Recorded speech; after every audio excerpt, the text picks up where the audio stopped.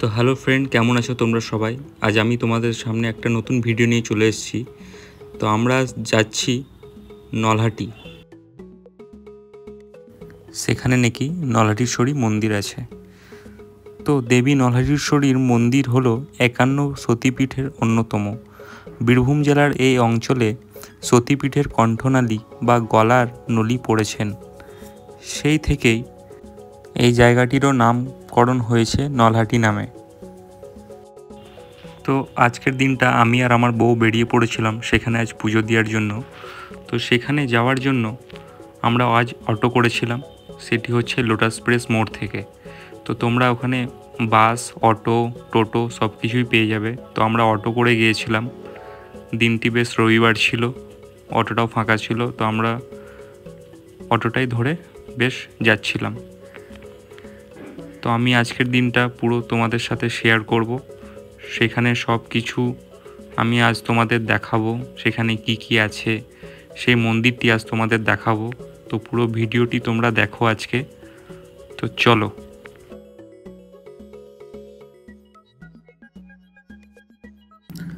তো আমরা এই মুহূর্তে নলহাটি ব্রিজটা জাস্ট ক্রস করলাম।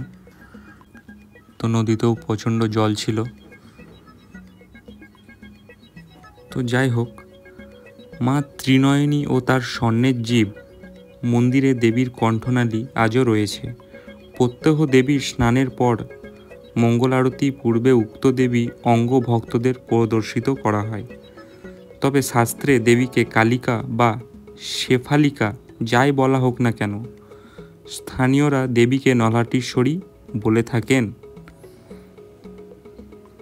তো আমি সমস্ত জিনিস আমি তোমাদেরকে আজ দেখাবো। তো আমরা এই মুহূর্তে নলহাটি বাজারে। তো রেলগেট থেকে আমরা অটোটা করে নিয়েছিলাম, মাত্র 10 টাকা করে টোটো ভাড়া রেলগেট থেকে।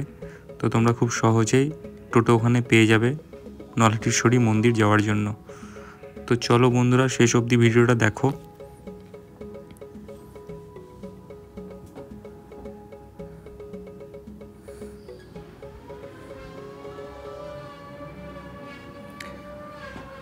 তো আমরা চলে এলাম মন্দিরে।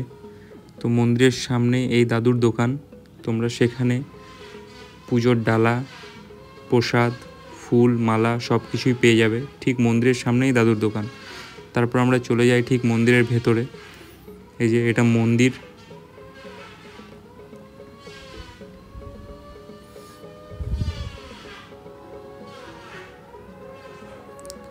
মন্দিরের ভিতরটাও দারুণ সুন্দর, মানে এগুলো জাস্ট নতুনভাবে করা হয়েছে, আগে ছিল না কিছুই।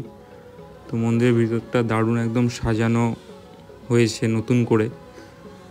তো আমরা মন্দিরের মাকে পুজো দিতে উঠে পড়ি। তো নলহাটিশ্বরী মায়ের অঙ্গশিলা উদ্ধারের সময় একটি অলৌকিক কাণ্ড হয়, যেটা বোধ হয় অপর কেন শক্তিপীঠে হয়নি।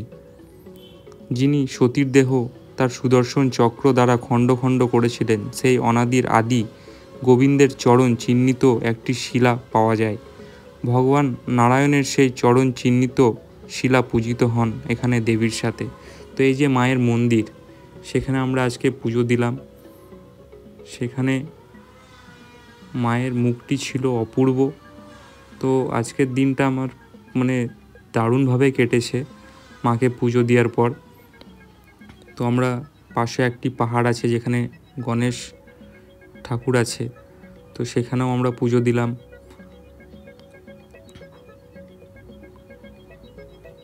জায়গাটি খুবই সুন্দর। তোমরা যদি তারাপীঠও পুজো দিতে আসো তো এই জায়গাটি অবশ্যই এসো। রামপুরহাট থেকে খুব একটা দূরে নয়, তারাপীঠ থেকেও খুব একটা দূরে নয় এই মন্দিরটি।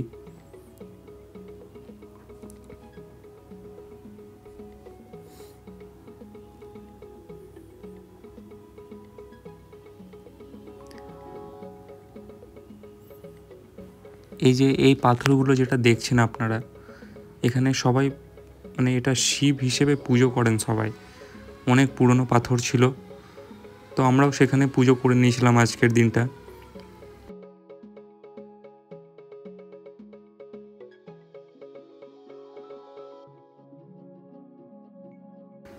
তো মন্দিরটা খুবই দারুণ, ঠিক তারাপীঠের মতো। তো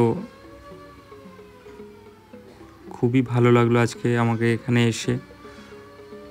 তো বন্ধুরা, তোমাদের কেমন লাগলো আজকের ভিডিওটা অবশ্যই কমেন্ট করে জানাও। ও তারাপীঠ থেকে অনেকটাই কাছে মন্দিরটা, তোমরা অবশ্যই এসো এখানে। তো আজকের ভিডিও তোমাদের কেমন লাগলো অবশ্যই জানাও কিন্তু। আর এরকম ভিডিও দেখার জন্য অবশ্যই চ্যানেলটা সাবস্ক্রাইব করে নিও। তো দেখা হচ্ছে আবার নেক্সট ভিডিওতে।